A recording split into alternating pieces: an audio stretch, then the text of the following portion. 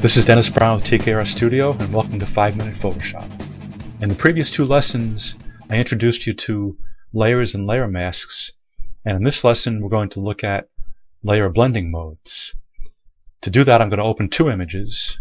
We've got a park scene taken in Savannah, Georgia, and it's actually a left side and a right side of this fountain area in this lovely park.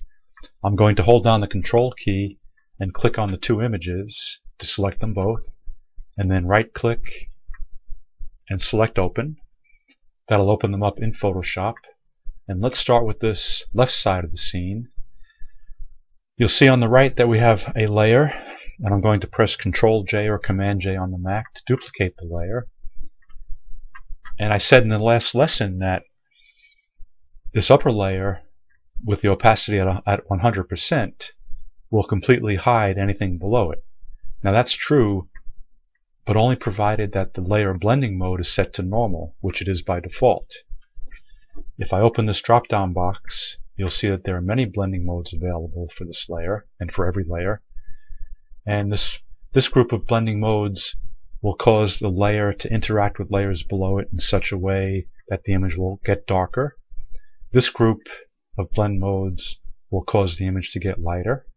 This group will increase the contrast of the image, and this group of special blend modes have special purposes.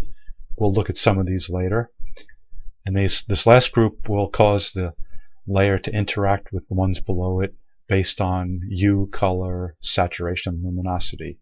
And the most commonly used blend modes, I would say, are probably the multiply, the screen, overlay, soft light, and then perhaps luminosity and color. But right now we're going to make a new image. I'm going to say new, and I've got it set up to be 2600 pixels wide, 1000 pixels high. That will accommodate these two halves of the park scene.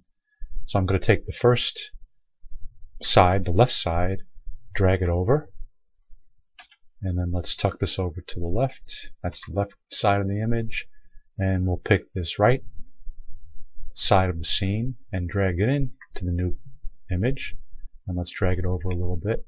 Now let's press the F key to go into full screen mode. I just press Control or Command minus to shrink this down a little bit so we can see the whole thing. And you'll see that now we've got this upper layer is the right side of the scene, and the layer below it is the left side. I'm going to move this guy on the right, the upper layer. I'm going to reduce the opacity, and let's make him bigger so we can see this better. I'm going to move him to try to get these fountains aligned. That's the focal point of the image, and I'm going to start with that for the alignment.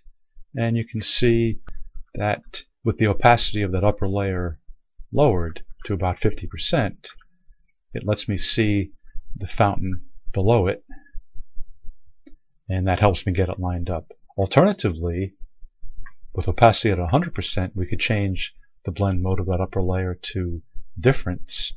And with the difference blend mode, if layers are perfectly matched and aligned, then the image turns black.